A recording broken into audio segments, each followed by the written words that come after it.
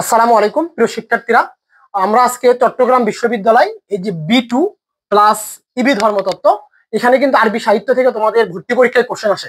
বিশেষ করে চট্টগ্রাম বিশ্ববিদ্যালয় B2 উপ ইউনিটে প্রায় 7 থেকে 8টা অথবা 10টা কোশ্চেন কি তোমার হচ্ছে আরবি সাহিত্য থেকে থাকবে।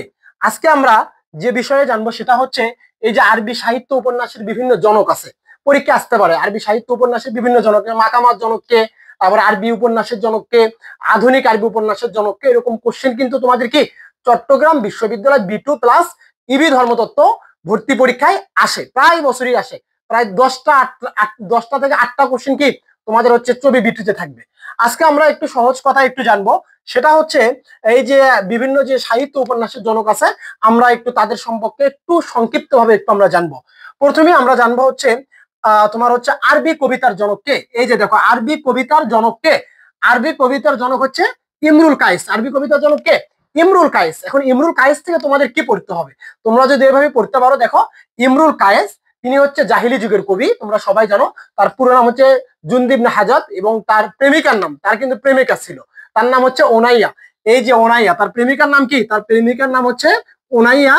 আর হচ্ছে তাকে কি, তাকে হচ্ছে ভবঘুরে যুবরাজ বলা হয়। কি বলা হয়? ভবঘুরে যুবরাজ বলা হয়। তাকে বলা হয় আমিরুস শুআরা। এটাকে, এটা হচ্ছে ইমরুল কায়েস। ইমরুল কায়েস কোন গোত্রে জন্মগ্রহণ করেন? ইমরুল কায়েস কিন্দা গোত্রে। কোন গোত্রে?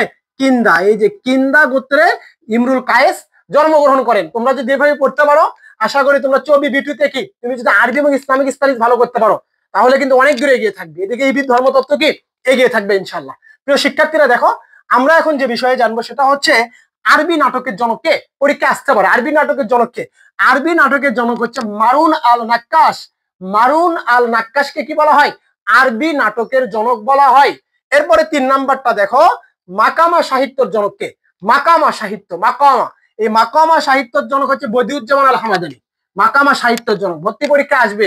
মাকামা সাহিত্যের জনক নিচের কে, অথবা অপশন থাকবে নিচের কে মাকামা সাহিত্যের জনক নয়, এরকম অপশন থাকবে। অথবা অপশন থাকবে কি, এই যে ক প্লাস খ দিয়ে দিল, অথবা উভয়টি দিয়ে দিল, অথবা কি সবগুলো দিয়ে দিল। এইরকম কোশ্চেন কি তোমাদের চট্টগ্রাম বিশ্ববিদ্যালয় B2 উপ ইউনিটে এবং ইবি ধর্মতত্ত্বে থাকবে। এই জন্য এই নামগুলো তোমাদের মুখস্থ করতে হবে, ঠিক আছে? এবং এদের যে বিস্তারিত জীবনী আছে, সংক্ষিপ্ত শর্ট, যেটা আমি ইমরুল কায়েস সম্পর্কে তোমাদেরকে প্রথমে ধারণা দিলাম, এইভাবে পড়তে হবে। এরপরে দেখো প্রিয় শিক্ষার্থীরা, এরপরে হচ্ছে আমরা জানবো ইসলামী উপন্যাসের জনককে। ইসলামী উপন্যাসের জনক হচ্ছে ডক্টর নজিব আল কিলানি, ঠিক আছে? ডক্টর নজিব আল কি, ডক্টর নজিব আল কিলানি হচ্ছে কিসের জনক? ডক্টর নজিব আল কিলানি হচ্ছে ইসলামী উপন্যাসের জনক। এগুলো কিন্তু তোমাদের ভর্তি পরীক্ষায় এসে থাকে চট্টগ্রাম B2 প্লাস ইসলামী বিশ্ববিদ্যালয়। প্রিয় শিক্ষার্থীরা, আমরা এগুলো কি, এই যে চবি B2 ডেডিকেটেড ব্যাচ, আমরা এই ডেডিকেটেড ব্যাচে কি এগুলোর বিস্তারিত ব্যাখ্যা সহ আমরা তোমাদেরকে লেকচার শিট দেবো, আমরা বিগত সালের কোশ্চেন ব্যাংক দেবো, আমরা এগুলো পড়াবো, আমরা মডেল টেস্ট পরীক্ষা তোমাদের নেবো ইনশাল্লাহ। এই জন্য যারা চবি B2 তে ভালো করতে চাও, তারা হাফিজ থিওলজির টার্গেট চবি B2 ডেডিকেটেড ব্যাচে ভর্তি হয়ে নিয়ে নিয়মিত ক্লাস করো, পরীক্ষা দাও। আশা করি ইনশাল্লাহ তুমি ভালো কিছু করবে। গত বছর কিন্তু আমাদের টার্গেট চবি B2 ব্যাচ থেকে 43 জন শিক্ষার্থী চান্স পেয়েছে। এরপরে দেখো প্রিয় শিক্ষার্থীরা, আমরা এটা জানলাম। আমরা এখন জানবো হচ্ছে আধুনিক আরবি নাটকের জনককে। এই যে আধুনিক আরবি নাটক, শুধু আরবি নাটক আর আধুনিক আরবি নাটক, এই আধুনিক আরবি নাটকের জনক হচ্ছে কে? আধুনিক আরবি নাটকের জনক হচ্ছে তাওফিক আল হাকিম। নাম কি? তাওফিক আল হাকিম হচ্ছে কি আধুনিক আরবি নাটকের জনক। সবাই এটা মনে রাখবা, এইগুলো তোমার সবসময় মনে রাখতে হবে। এই যে বিভিন্ন কিতাবের নাম, এই যে সহিহ বুখারী, সহিহ মুসলিম, তারপর হচ্ছে 4 ইমাম, এদের জীবনী বলো, এগুলো তোমাদের অন্তস্থ মুখস্থ থাকতে হবে। কারণ তুমি যদি এগুলো মুখস্থ না রাখতে পারো, তাহলে কিন্তু হবে না। প্রিয় শিক্ষার্থীরা দেখো, তাহলে আধুনিক আরবি নাটকের জনক বলা হয় কাকে? তাওফিক আল হাকিমকে। এটা সবাই মাথায় রাখবা। এরপরে দেখো, এরপর হচ্ছে আধুনিক ইসলামী উপন্যাসের জনককে।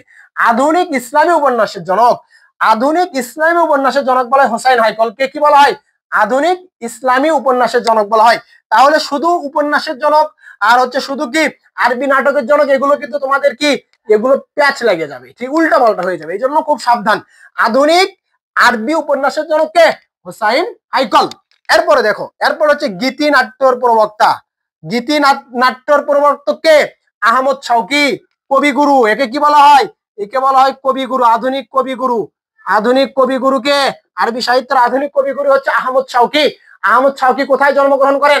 আহমদ শাওকি জন্মগ্রহণ করেন যে মিশরে। মিশরে, বুঝতে পারছো? আহমদ শাওকি জন্মগ্রহণ কোথায়?